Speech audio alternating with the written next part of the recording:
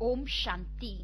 ಮುರುಳಿ ದಿನಾಂಕ 6/2/2019. ಶಿವ್ ಭಗವಾನ್ ವಾಚ್.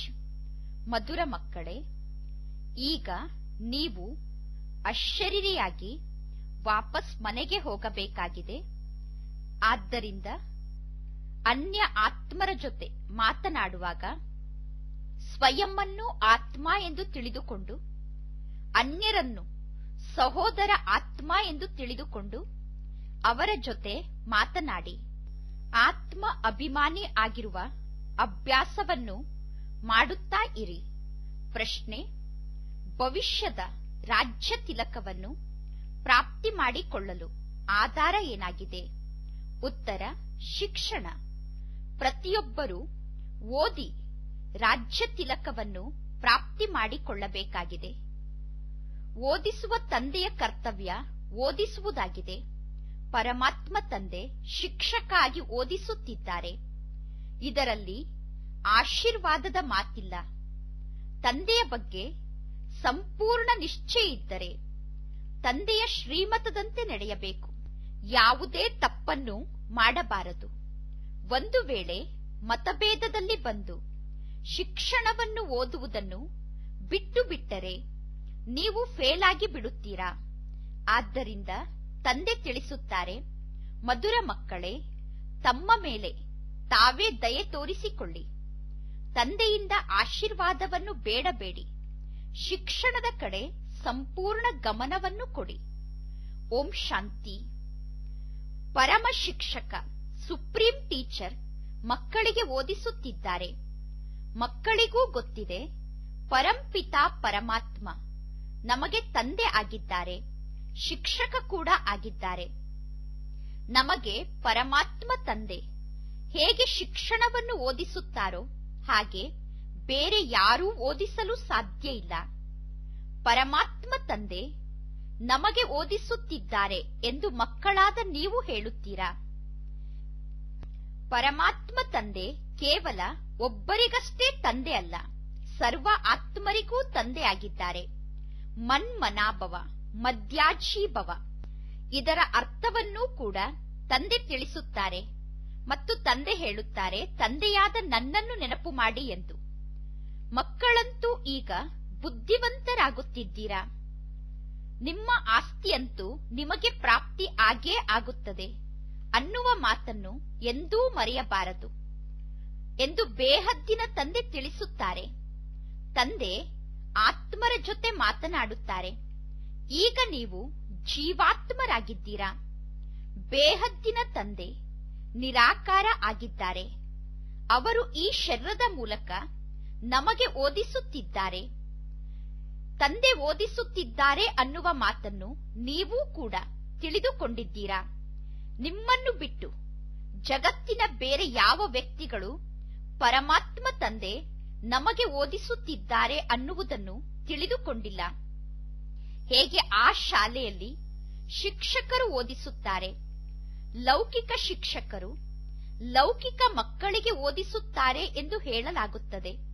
ಹಾಗೆಯೇ ಪಾರಲೌಕಿಕ ತಂದೆ ಪರಮ ಶಿಕ್ಷಕ ಪಾರಲೌಕಿಕ ಮಕ್ಕಳಿಗೆ ಓದಿಸುತ್ತಾರೆ. ಮಕ್ಕಳೂ ಕೂಡ ಪರಲೋಕ ಅಂದರೆ ಮೂಲವತನದ ನಿವಾಸಿಯಾಗಿದ್ದೀರಾ. ತಂದೆ ಪರಲೋಕದಲ್ಲಿ ಇರುತ್ತಾರೆ. ನಾನು ಶಾಂತಿಧಾಮದ ನಿವಾಸಿ ಮತ್ತು ನೀವೂ ಕೂಡ ಶಾಂತಿಧಾಮದ ನಿವಾಸಿಯಾಗಿದ್ದೀರಾ. ನಾವಿಬ್ಬರು ಒಂದೇ ಧಾಮದ ನಿವಾಸಿಗಳಾಗಿದ್ದೇವೆ ಎಂದು ತಂದೆ ತಿಳಿಸುತ್ತಾರೆ. ಈಗ ನಿಮ್ಮನ್ನು ನೀವು ಆತ್ಮ ಎಂದು ತಿಳಿದುಕೊಳ್ಳಿ ಎಂದು ತಂದೆ ಹೇಳುತ್ತಾರೆ. ನಾನು ಪರಮಾತ್ಮನಾಗಿದ್ದೇನೆ.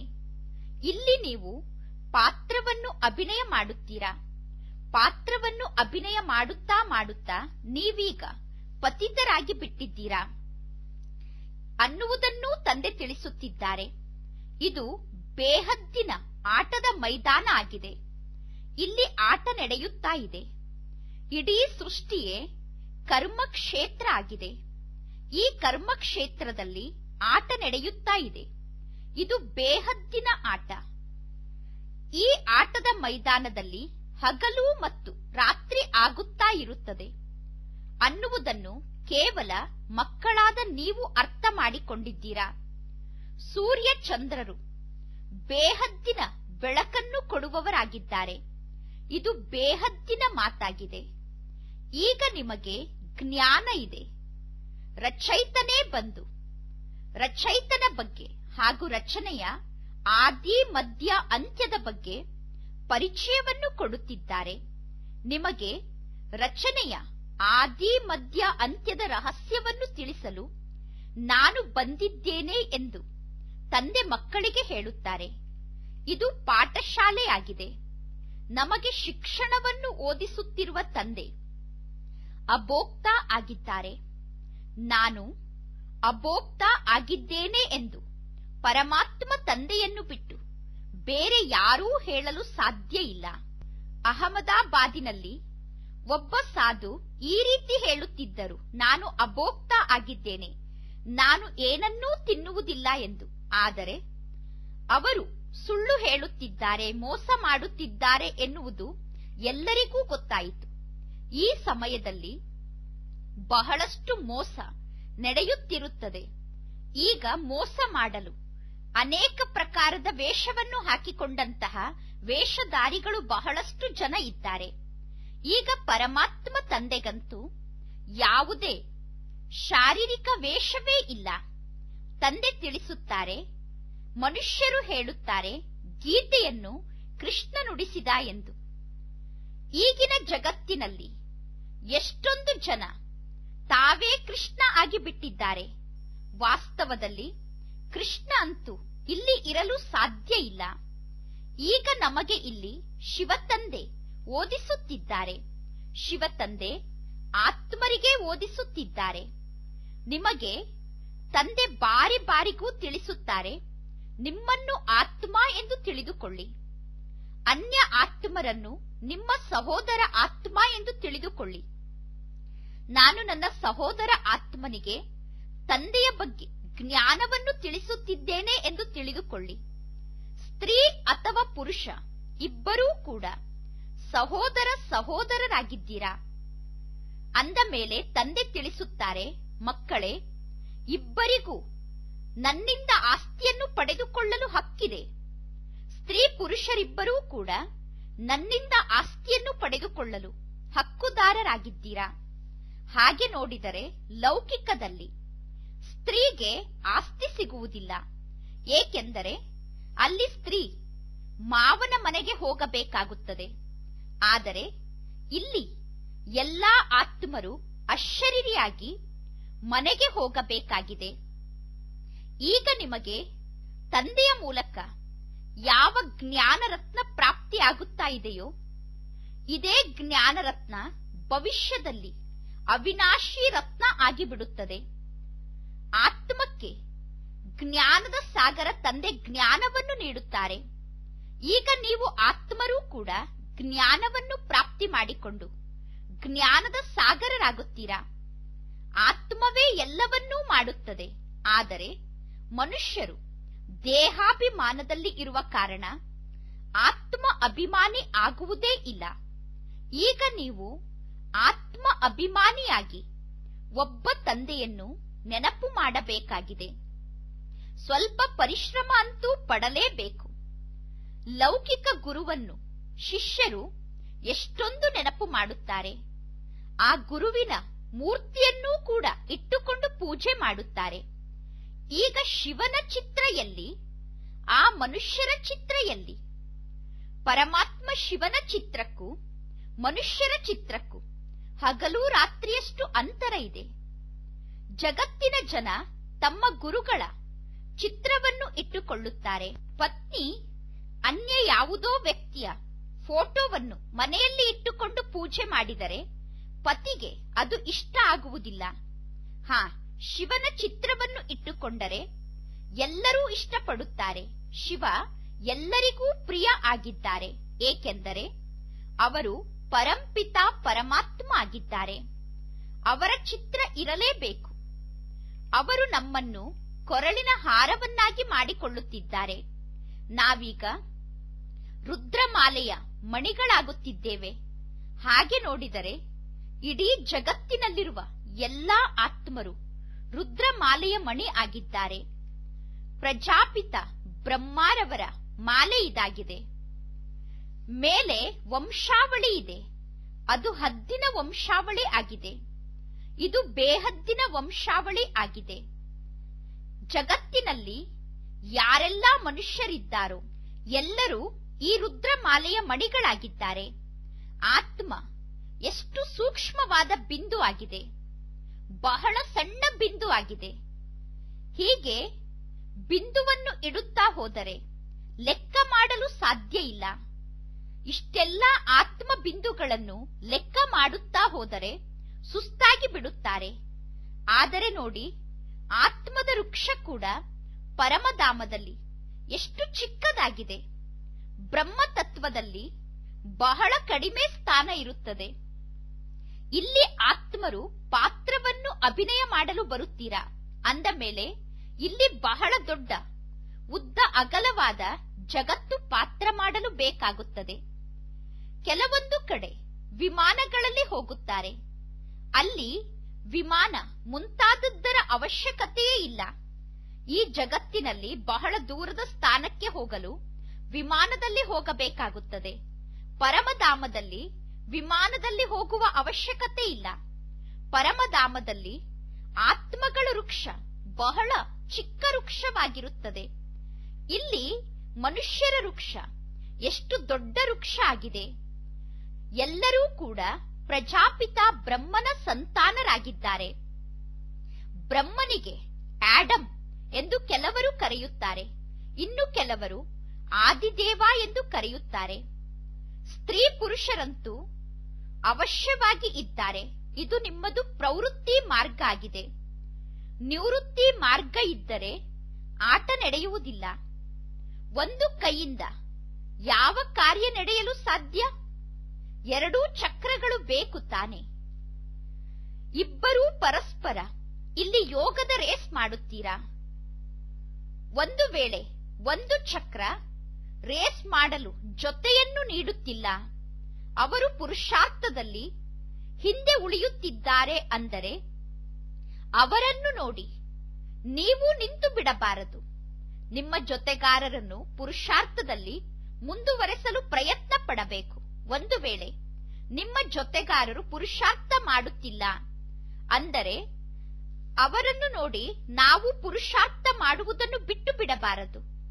ಮೊಟ್ಟ ಮೊದಲು ಪವಿತ್ರ ಪ್ರವೃತ್ತಿ ಮಾರ್ಗ ಇತ್ತು, ನಂತರ ಪ್ರವೃತ್ತಿ ಮಾರ್ಗ ಅಪವಿತ್ರ ಪ್ರವೃತ್ತಿ ಮಾರ್ಗ ಆಯಿತು. ಅಂದರೆ ಎಲ್ಲರೂ ಕೆಳಗೆ ಬೀಳುತ್ತಾ ಹೋದರು. ಈಗ ನಿಮ್ಮ ಬುದ್ಧಿಯಲ್ಲಿ ಸಂಪೂರ್ಣ ಜ್ಞಾನ ಇದೆ. ಈ ವೃಕ್ಷ ಹೇಗೆ ವೃದ್ಧಿಯಾಗುತ್ತದೆ, ಹೇಗೆ ಆತ್ಮರು ಈ ವೃಕ್ಷದಲ್ಲಿ ಸೇರುತ್ತಾ ಹೋಗುತ್ತಾರೆ ಅನ್ನುವುದು ಯಾರಿಗೂ ಗೊತ್ತಿಲ್ಲ. ಈ ವೃಕ್ಷದ ಬಗ್ಗೆ ಯಾರೂ ತಿಳಿಸಲು ಸಾಧ್ಯ ಇಲ್ಲ. ಯಾರ ಬುದ್ಧಿಯಲ್ಲೂ ರಚಯಿತನ ಬಗ್ಗೆ ಮತ್ತು ರಚನೆಯ ಆದಿ ಮಧ್ಯ ಅಂತ್ಯದ ಬಗ್ಗೆ ಜ್ಞಾನ ಇಲ್ಲ. ಆದ್ದರಿಂದ ತಂದೆ ತಿಳಿಸುತ್ತಾರೆ, ರಚಯಿತನಾದ ನನ್ನ ಮೂಲಕ ನೀವು ರಚಯಿತನ ಬಗ್ಗೆ, ರಚನೆಯ ಆದಿ ಮಧ್ಯ ಅಂತ್ಯದ ಬಗ್ಗೆ ಅರ್ಥ ಮಾಡಿಕೊಂಡಿದ್ದೇವೆ ಎಂದು ಬರೆಯುತ್ತೀರಾ. ಏಕೆಂದರೆ ಮನುಷ್ಯರು ರಚಯಿತನ ಬಗ್ಗೆ ಆಗಲಿ ರಚನೆಯ ಬಗ್ಗೆ ಆಗಲಿ ಅರ್ಥ ಮಾಡಿಕೊಂಡಿಲ್ಲ. ಬ್ರಹ್ಮ ಕುಮಾರ್ ಕುಮಾರಿಯರನ್ನು ಬಿಟ್ಟು ಈ ಮಾತನ್ನು ಬೇರೆ ಯಾರೂ ತಿಳಿಸಲು ಸಾಧ್ಯ ಇಲ್ಲ. ಬ್ರಾಹ್ಮಣರಾದ ನಮಗೆ ಪರಂಪಿತ ಪರಮಾತ್ಮ ಓದಿಸುತ್ತಾರೆ. ಬ್ರಾಹ್ಮಣರಾದ ನಾವು ಸರ್ವಶ್ರೇಷ್ಠ ಆಗಿದ್ದೇವೆ ಎನ್ನುವುದು ಮಕ್ಕಳಿಗೆ ಗೊತ್ತಿದೆ.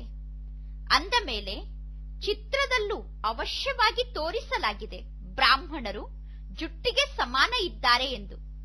ಒಂದು ವೇಳೆ ಚಿತ್ರ ಇಲ್ಲದೇ ಇದ್ದಿದ್ದರೆ ಜ್ಞಾನ ಬುದ್ಧಿಯಲ್ಲಿ ಕುಳಿತುಕೊಳ್ಳುತ್ತಿರಲಿಲ್ಲ. ಚಿತ್ರ ಕೂಡ ಬಹಳ ದೊಡ್ಡ ಸೈಜ್ನಲ್ಲಿ ಇರಬೇಕು. ವಿಭಿನ್ನ ಧರ್ಮಗಳ ವೃಕ್ಷ ಹೇಗೆ ವೃದ್ಧಿ ಆಗುತ್ತದೆ ಅನ್ನುವುದನ್ನೂ ಕೂಡ ಹೇಳಬೇಕು. ಮೊದಲು ಆತ್ಮವೇ ಪರಮಾತ್ಮ, ಪರಮಾತ್ಮನೇ ಆತ್ಮ ಎಂದು ಜನ ಹೇಳುತ್ತಿದ್ದರು. ಈಗ ತಂದೆ ಈ ಮಾತಿನ ಅರ್ಥವನ್ನು ತಿಳಿಸಿದ್ದಾರೆ. ಈ ಸಮಯದಲ್ಲಿ ನಾವು ಬ್ರಾಹ್ಮಣರಾಗಿದ್ದೇವೆ. ನಂತರ ಹೊಸ ಜಗತ್ತಿನಲ್ಲಿ ನಾವೇ ದೇವತೆಗಳಾಗುತ್ತೇವೆ. ನಾವೇ ಅವರು, ಅವರೇ ನಾವು ಅಂದರೆ ನಾವೇ ದೇವತೆ ಆಗಿದ್ದವರು ಈಗ ಬ್ರಾಹ್ಮಣರಾಗಿದ್ದೇವೆ, ಪುನಃ ದೇವತೆ ಆಗುತ್ತೇವೆ. ಈಗ ನಾವು ಪುರುಷೋತ್ತಮ ಸಂಗಮ ಯುಗದಲ್ಲಿ ಇದ್ದೇವೆ. ಅಂದರೆ ಇದು ಪುರುಷೋತ್ತಮರಾಗುವ ಯುಗ ಆಗಿದೆ. ರಚಯಿತ ಮತ್ತು ರಚನೆಯ ರಹಸ್ಯವನ್ನು ನಾವೀಗ ಅರ್ಥ ಮಾಡಿಕೊಂಡಿದ್ದೇವೆ. ನಾವೇ ಅವರಾಗಿದ್ದೆವು ಅಂದರೆ ನಾವೇ ದೇವತೆ ಆಗಿದ್ದೆವು ಅನ್ನುವ ಶಬ್ದದ ಅರ್ಥವನ್ನೂ ಕೂಡ ನಾವೀಗ ತಿಳಿಸಬಹುದು. ಓಂ ಎಂದರೆ ಮೊದಲು ಆತ್ಮ, ನಂತರ ಈ ಶರೀರ. ಆತ್ಮ ಅವಿನಾಶಿಯಾಗಿದೆ ಮತ್ತು ಈ ಶರೀರ ವಿನಾಶಿಯಾಗಿದೆ. ನಾವು ಈ ಶರೀರವನ್ನು ಧಾರಣೆ ಮಾಡಿಕೊಂಡು ಪಾತ್ರವನ್ನು ಅಭಿನಯ ಮಾಡುತ್ತಿದ್ದೇವೆ. ಇದಕ್ಕೆ ಆತ್ಮ ಅಭಿಮಾನಿ ಆಗುವುದು ಎಂದು ಕರೆಯಲಾಗುತ್ತದೆ. ನಾನಾತ್ಮ ಈಗ ಈ ರೀತಿ ಪಾತ್ರವನ್ನು ಅಭಿನಯ ಮಾಡುತ್ತಿದ್ದೇನೆ. ನಾನು ಆತ್ಮ ಈ ರೀತಿ ಕಾರ್ಯವನ್ನು ಮಾಡುತ್ತಿದ್ದೇನೆ. ನಾನು ಆತ್ಮ ಪರಮಾತ್ಮನ ಮಗು ಆಗಿದ್ದೇನೆ. ಇದು ಎಷ್ಟು ವಿಚಿತ್ರವಾದ ಜ್ಞಾನ ಆಗಿದೆ. ಈ ಜ್ಞಾನ ತಂದೆಯಲ್ಲಿ ಮಾತ್ರ ಇದೆ. ಆದ್ದರಿಂದ ತಂದೆಗೆ ಜ್ಞಾನದ ಸಾಗರ ಎಂದು ಕರೆಯಲಾಗುತ್ತದೆ. ತಂದೆಗೆ ಹೋಲಿಕೆ ಮಾಡಿದರೆ ಎಲ್ಲಾ ಮನುಷ್ಯರು ಅಜ್ಞಾನದ ಸಾಗರರಾಗಿದ್ದಾರೆ. ಅರ್ಧ ಕಲ್ಪ ಜ್ಞಾನ, ಇನ್ನು ಅರ್ಧ ಕಲ್ಪ ಅಜ್ಞಾನ ಇದೆ. ಜ್ಞಾನ ಈಗ ಯಾರಿಗೂ ಗೊತ್ತಿಲ್ಲ. ರಚಯಿತನ ಮೂಲಕ ರಚನೆಯನ್ನು ತಿಳಿದುಕೊಳ್ಳುವುದಕ್ಕೆ ಜ್ಞಾನ ಎಂದು ಕರೆಯಲಾಗುತ್ತದೆ. ಅಂದ ಮೇಲೆ ಖಂಡಿತವಾಗಿಯೂ ರಚಯಿತನಲ್ಲಿ ಜ್ಞಾನ ಇದೆ. ಆದ್ದರಿಂದ ಅವರಿಗೆ ರಚಯಿತ ಎಂದು ಕರೆಯಲಾಗುತ್ತದೆ. ರಚಯಿತ ತಂದೆ ರಚನೆಯನ್ನು ರಚಿಸುತ್ತಾರೆ ಅನ್ನುವುದನ್ನು ಮನುಷ್ಯರು ತಿಳಿದುಕೊಂಡಿದ್ದಾರೆ. ತಂದೆ ತಿಳಿಸುತ್ತಾರೆ, ಇದು ಅನಾದಿಯಿಂದ ಮಾಡಲ್ಪಟ್ಟ ನಾಟಕ ಆಗಿದೆ. ಪತಿತ ಪಾವನ ಬನ್ನಿ ಎಂದು ಕರೆಯುತ್ತಾರೆ. ಅಂದ ಮೇಲೆ ಅವರಿಗೆ ರಚಯಿತ ಎಂದು ಹೇಗೆ ಹೇಳುತ್ತೀರಾ? ಪ್ರಳಯ ಆದರೆ ನಂತರ ರಚನೆಯನ್ನು ರಚಿಸಿದರೆ ಅವರಿಗೆ ರಚಯಿತ ಎಂದು ಕರೆಯಬಹುದು. ತಂದೆ ಪತಿತ ಜಗತ್ತನ್ನು ಪಾವನ ಮಾಡುತ್ತಾರೆ. ಈ ಸಂಪೂರ್ಣ ಸೃಷ್ಟಿಯ ವೃಕ್ಷ ಏನಿದೆ, ಇದು ಇಡೀ ವಿಶ್ವದ ವೃಕ್ಷ ಆಗಿದೆ. ಇದರ ಆದಿ ಮಧ್ಯ ಅಂತ್ಯವನ್ನು ಮಧುರ ಮಕ್ಕಳಾದ ನೀವು ತಿಳಿದುಕೊಂಡಿದ್ದೀರಾ. ಹೇಗೆ ತೋಟದ ಮಾಲಿಗಳು ಬೀಜ ಮತ್ತು ವೃಕ್ಷದ ಬಗ್ಗೆ ತಿಳಿದುಕೊಂಡಿರುತ್ತಾರೆ. ಬೀಜವನ್ನು ನೋಡಿದರೆ ಪೂರ್ಣ ವೃಕ್ಷದ ಜ್ಞಾನ ಬುದ್ಧಿಯಲ್ಲಿ ಬರುತ್ತದೆ. ಪರಮಾತ್ಮ ತಂದೆ ಮನುಷ್ಯ ಸೃಷ್ಟಿಯ ಬೀಜ ಆಗಿದ್ದಾರೆ. ಆದರೆ ಆ ತಂದೆಯ ಬಗ್ಗೆ ಯಾರೂ ತಿಳಿದುಕೊಂಡಿಲ್ಲ. ಪರಂಪಿತ ಪರಮಾತ್ಮ ಸೃಷ್ಟಿಯ ಬೀಜರೂಪ ಆಗಿದ್ದಾರೆ ಎಂದು ಗಾಯನ ಮಾಡಲಾಗುತ್ತದೆ.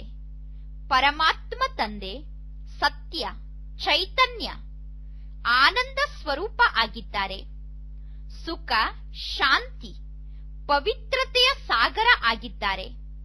ನಿಮಗೆ ಗೊತ್ತಿದೆ, ಈಗ ಸಂಪೂರ್ಣ ಜ್ಞಾನ ಪರಂಪಿತ ಪರಮಾತ್ಮ ಈ ಬ್ರಹ್ಮನ ಶರೀರದ ಮೂಲಕ ನಮಗೆ ನೀಡುತ್ತಿದ್ದಾರೆ. ಅಂದ ಮೇಲೆ ಪರಮಾತ್ಮ ತಂದೆ ಅವಶ್ಯವಾಗಿ ಇಲ್ಲಿಗೆ ಬರುತ್ತಾರೆ. ಪತಿತರನ್ನು ಪಾವನ ಮಾಡಲು ಪತಿತರಿಗೆ ತಂದೆ ಪ್ರೇರಣೆಯನ್ನು ಹೇಗೆ ನೀಡುತ್ತಾರೆ? ಪ್ರೇರಣೆಯನ್ನು ನೀಡಲು ಪರಮಾತ್ಮ ತಂದೆ ಬ್ರಹ್ಮನ ಶರೀರದಲ್ಲಿ ಬರಬೇಕಾಗುತ್ತದೆ. ಅಲ್ಲೇ ಕುಳಿತು ಪ್ರೇರಣೆಯನ್ನು ಹೇಗೆ ನೀಡಿ ಪಾವನ ಮಾಡಲು ಸಾಧ್ಯ?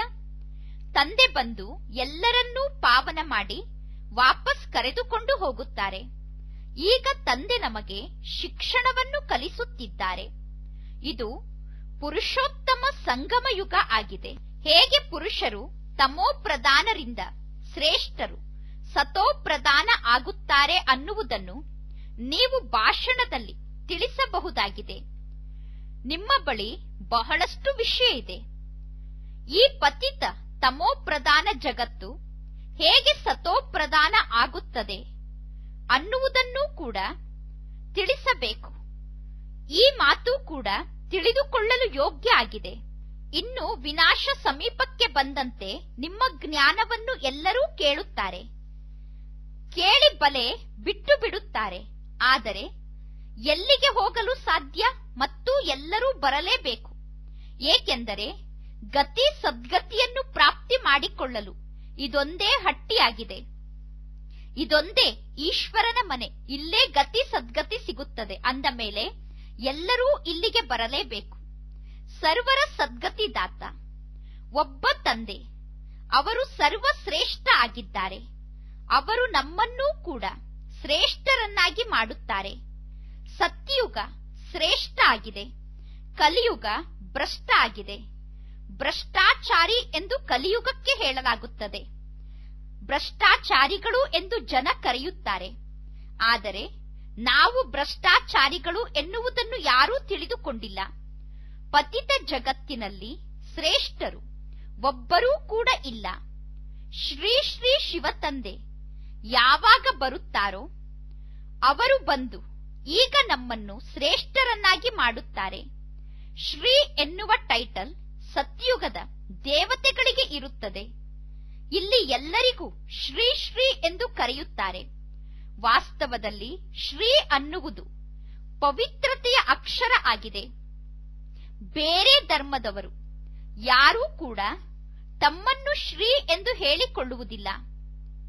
ಶ್ರೀ ಪೋಪ್ ಎಂದು ಹೇಳುತ್ತಾರೇನು? ಇಲ್ಲ. ಇಲ್ಲಿ ಎಲ್ಲರಿಗೂ ಶ್ರೀ ಎಂದು ಹೇಳಿಬಿಡುತ್ತಾರೆ. ಮುತ್ತುಗಳನ್ನು ಆರಿಸುವಂತಹ ಹಂಸ ಎಲ್ಲಿ, ಕೊಳಕನ್ನು ತಿನ್ನುವ ಕೊಕ್ಕರೆಯಲ್ಲಿ? ಎರಡಕ್ಕೂ ವ್ಯತ್ಯಾಸ ಇದೆ ತಾನೆ. ದೇವತೆಗಳು ಹೂಗಳಾಗಿದ್ದಾರೆ. ದೇವತೆಗಳಿರುವಂತ ಹೂದೋಟ ಭಗವಂತನ ಹೂದೋಟ ಆಗಿದೆ.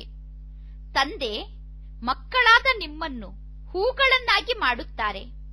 ಇನ್ನು ಹೂಗಳಲ್ಲಿ ಬಹಳಷ್ಟು ವೆರೈಟಿ ಇದೆ. ಎಲ್ಲದಕ್ಕಿಂತ ಒಳ್ಳೆಯ ಹೂವು ಅಂದರೆ ಹೂಗಳ ರಾಜ. ಈ ಲಕ್ಷ್ಮೀನಾರಾಯಣರು ಹೂಗಳಿಗೆ ರಾಜ ಆಗಿದ್ದಾರೆ. ಹೊಸ ಜಗತ್ತಿನ ಹೂಗಳ ರಾಜಾರಾಣಿ ಲಕ್ಷ್ಮೀನಾರಾಯಣ ಎಂದು ಕರೆಯಬಹುದು. ಮಕ್ಕಳಾದ ನಿಮಗೆ ಈಗ ಆಂತರ್ಯದಲ್ಲಿ ಬಹಳ ಖುಷಿ ಇರಬೇಕು. ಇದರಲ್ಲಿ ಬಾಹ್ಯ ರೂಪದಲ್ಲಿ ಏನೂ ಮಾಡಬೇಕಾಗಿಲ್ಲ. ನೀವು ಹೊರಗಡೆಯಿಂದ ಏನೂ ಮಾಡಿ ತೋರಿಸಬೇಕಾಗಿಲ್ಲ. ದೀಪವನ್ನು ಹಚ್ಚುತ್ತಾರೆ. ಸ್ಥೂಲದಲ್ಲಿ ದೀಪವನ್ನು ಬೆಳಗಿಸುವುದರ ಅರ್ಥ ಕೂಡ ಅರ್ಥ ಆಗಬೇಕು ತಾನೆ. ಈ ಶಿವ ಜಯಂತಿಯಲ್ಲಿ ಎಲ್ಲಾ ಕಡೆ ನೀವು ದೀಪವನ್ನು ಹಚ್ಚಬೇಕು, ಅಥವಾ ದೀಪಾವಳಿಯಲ್ಲಿ ಎಲ್ಲಾ ಕಡೆ ದೀಪವನ್ನು ಹಚ್ಚಬೇಕು. ದೀಪಾವಳಿ ಸಮಯದಲ್ಲಿ ಜನ ಲಕ್ಷ್ಮಿಯನ್ನು ಆಹ್ವಾನ ಮಾಡುತ್ತಾರೆ. ಲಕ್ಷ್ಮಿಯಿಂದ ಧನವನ್ನು ಬೇಡುತ್ತಾರೆ.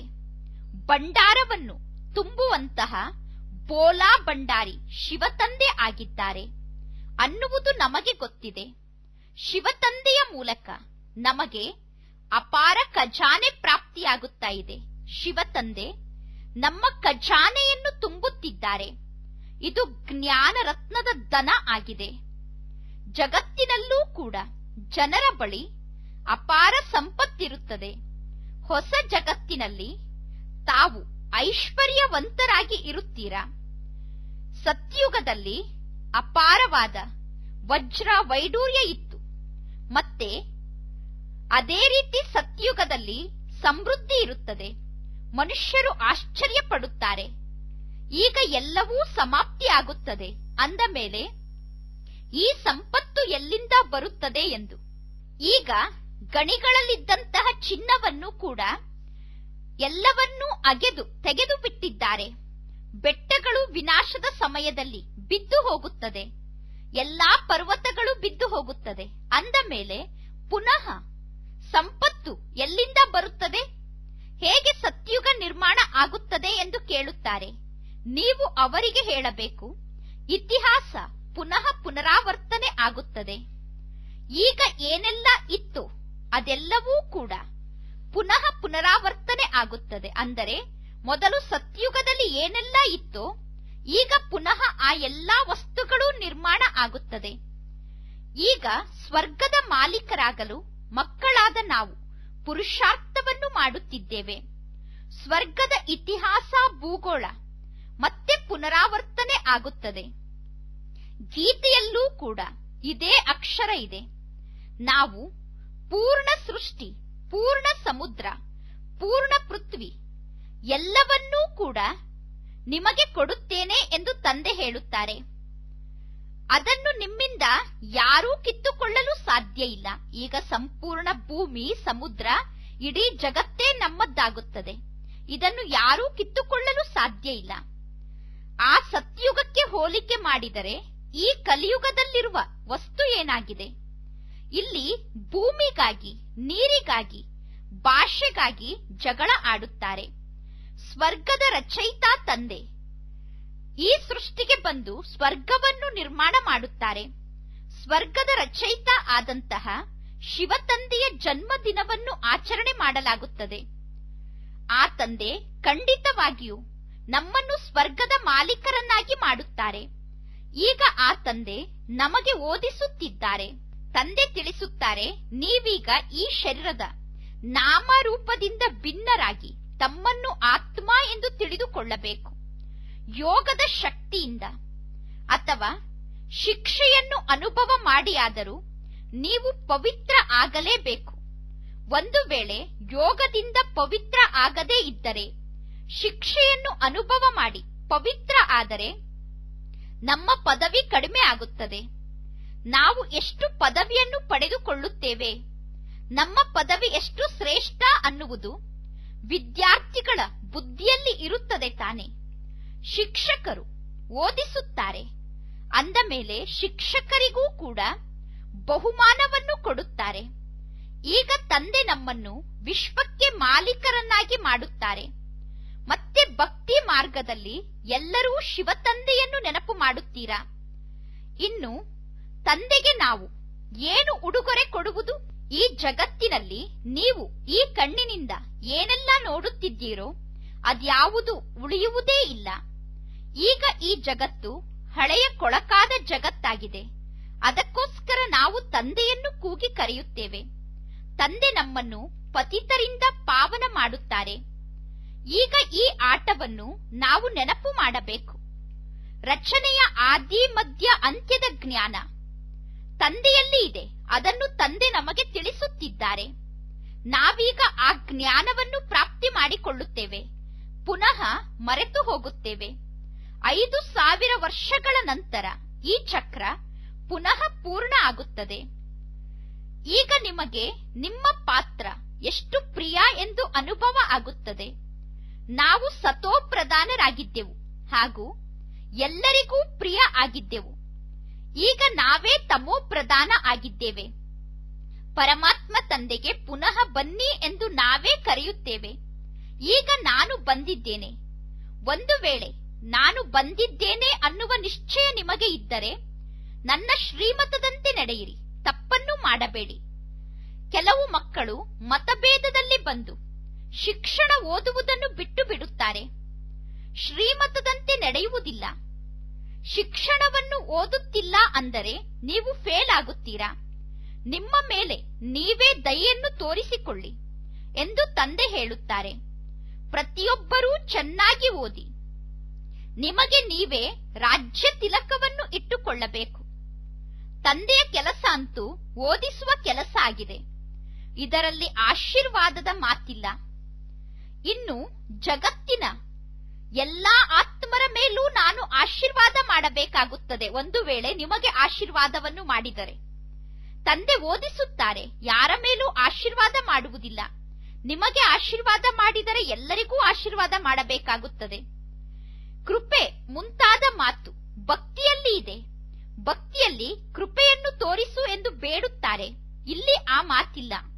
ಒಳ್ಳೆಯದು, ಮಧುರಾತಿ ಮಧುರ ಅಗಲಿ ಹೋಗಿ ಮರಳಿ ಸಿಕ್ಕಿರುವ ಮಕ್ಕಳಿಗೆ ಮಾತ್ಪಿತಾ ಬಾಪ್ತಾದರವರ ನೆನಪು, ಪ್ರೀತಿ ಹಾಗೂ ಸುಪ್ರಭಾತ. ಆತ್ಮಿಕ ಮಕ್ಕಳಿಗೆ ಆತ್ಮಿಕ ತಂದೆಯ ನಮಸ್ತೆ.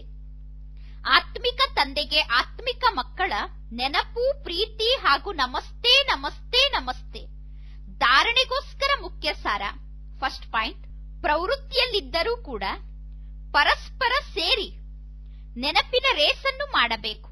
ಒಂದು ವೇಳೆ ಯಾವುದೋ ಕಾರಣದಿಂದ ನಿಮ್ಮ ಜೊತೆಗಾರರು ಅಂದರೆ ನಿಮ್ಮ ಗಾಡಿಯ ಒಂದು ಚಕ್ರ ನಿಧಾನವಾಗಿ ಪುರುಷಾರ್ಥ ಮಾಡುತ್ತಿದ್ದರೆ ಅವರು ಪುರುಷಾರ್ಥದಲ್ಲಿ ನಿಂತಿರುವುದನ್ನು ನೋಡಿ ನೀವು ಪುರುಷಾರ್ಥದಲ್ಲಿ ನಿಂತು ಬಿಡಬಾರದು. ಸ್ವಯಂ ಅನ್ನು ರಾಜ್ಯ ತಿಲಕಕ್ಕೆ ಯೋಗ್ಯ ಮಾಡಿಕೊಳ್ಳಬೇಕು. ಸೆಕೆಂಡ್ ಪಾಯಿಂಟ್, ಶಿವ ಜಯಂತಿಯನ್ನು ಬಹಳ ವಿಜೃಂಭಣೆಯಿಂದ ಆಚರಣೆ ಮಾಡಬೇಕು. ಏಕೆಂದರೆ ಶಿವ ತಂದೆ ನಮಗೆ ಯಾವ ಜ್ಞಾನರತ್ನವನ್ನು ನೀಡುತ್ತಿದ್ದಾರೋ ಅದರಿಂದ ನೀವು ಹೊಸ ಜಗತ್ತಿನಲ್ಲಿ ಬಹಳಷ್ಟು ಶ್ರೀಮಂತರಾಗುತ್ತೀರಾ. ಈ ಜ್ಞಾನರತ್ನದಿಂದ ನಿಮ್ಮ ಸರ್ವ ಪ್ರಕಾರದ ಭಂಡಾರ ಭರ್ಪೂರಾಗಿ ಬಿಡುತ್ತದೆ.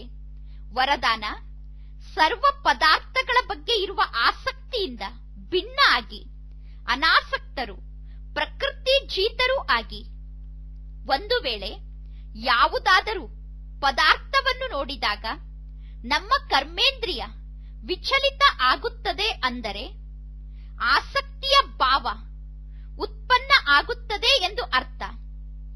ಯಾವಾಗ ಪದಾರ್ಥದ ಬಗ್ಗೆ ಆಸಕ್ತಿ ಉತ್ಪನ್ನ ಆಗುತ್ತದೆಯೋ ಆಗ ನಾವು ಭಿನ್ನ ಆಗಲು ಸಾಧ್ಯ ಇಲ್ಲ. ಇಚ್ಛೆಗಳೇ ಆಸಕ್ತಿಯ ರೂಪ ಆಗಿದೆ. ಕೆಲವರು ಹೇಳುತ್ತಾರೆ, ಆ ವಸ್ತುವಿನ ಬಗ್ಗೆ ನನಗೆ ಇಚ್ಛೆ ಇಲ್ಲ, ಆದರೆ ಆ ವಸ್ತು ಇಷ್ಟ ಆಗುತ್ತದೆ, ಚೆನ್ನಾಗಿದೆ ಎಂದು ಅನಿಸುತ್ತದೆ ಎಂದು. ವಸ್ತುವಿನ ಬಗ್ಗೆ ಇಚ್ಛೆ ಇಲ್ಲ, ಆದರೆ ಅದು ಚೆನ್ನಾಗಿದೆ ಎಂದು ಅನ್ನುತ್ತೇವೆ ಅಂದರೆ ಅದು ಕೂಡ ಸೂಕ್ಷ್ಮ ಆಸಕ್ತಿಯಾಗಿದೆ.